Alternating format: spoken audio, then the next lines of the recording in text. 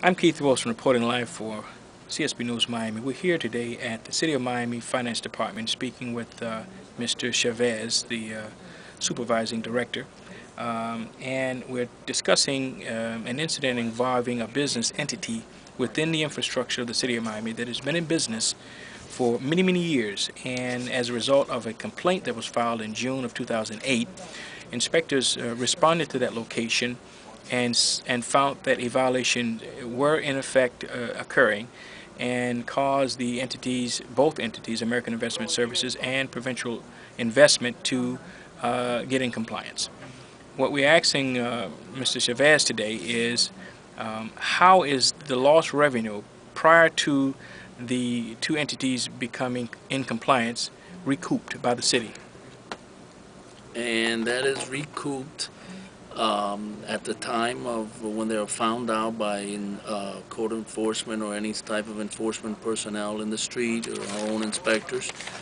They can be assessed 2 years back on the cost of the business tax receipt, also known as the occupational license, plus an additional 25% penalty. However, if that's not assessed at the time, it's been common procedure for the city, if that's not assessed at the time, and such as this case, a year later, we will not assess it at that time. It's only assessed at the time that they are found. So it's almost like catch me if you can, and if you are doing something that is technically illegal and it's not come to the eye of the proper enforcement authorities, then there's nothing can be done about it. In this case, yeah, that would sum it up. That hurts because basically what we're looking at is someone have to fill in that gap. Taxpayers ultimately have to foot the bill on, I don't know, you can't call them deadbeat businesses. I guess you could. That operate without a certificate of use and occupancy, that operates without an occupational license, that operates without a business license for years. In fact, if you recall, Mr. CHAIVEZ, 1996 was a dark financial era for the city of Miami, on the brink of receivership. In fact, the state were handling the city's day-to-day operations as a result of its financial predicament. And one would have to calculate that this business, American Investment Services, Inc. and Provincial, were both operating and functional at that time. So it's safe to say that they played a part, however small it may be, if you want to put a size to it, in the city's demise. Well, I know that ignorance is no excuse for the law, and we say it all the time.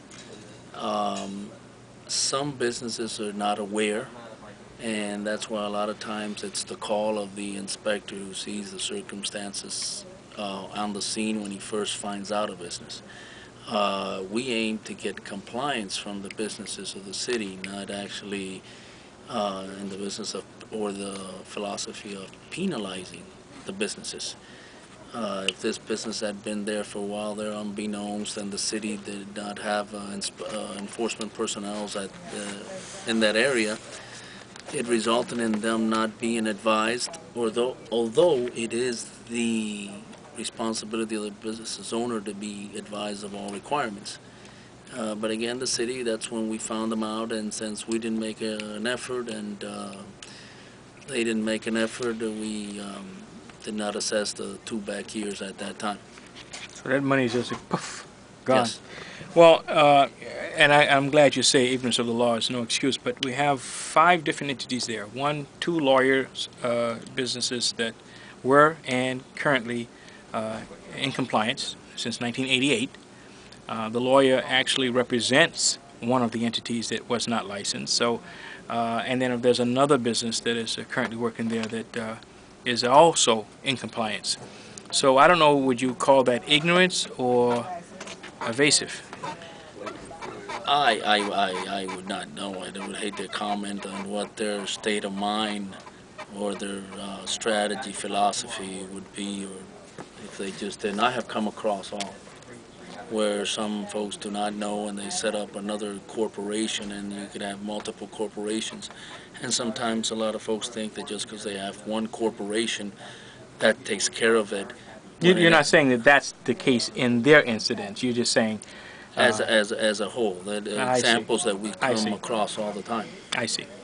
Well, fantastic. Listen, Mr. Chavez, I really thank you for this interview. You've been such a help to the citizens of Miami, and hopefully that this matter can come to some sort of resolution. We have stepped up in the last budget year, and starting this year, the commission awarded us for more enforcement personnel just dedicated to that.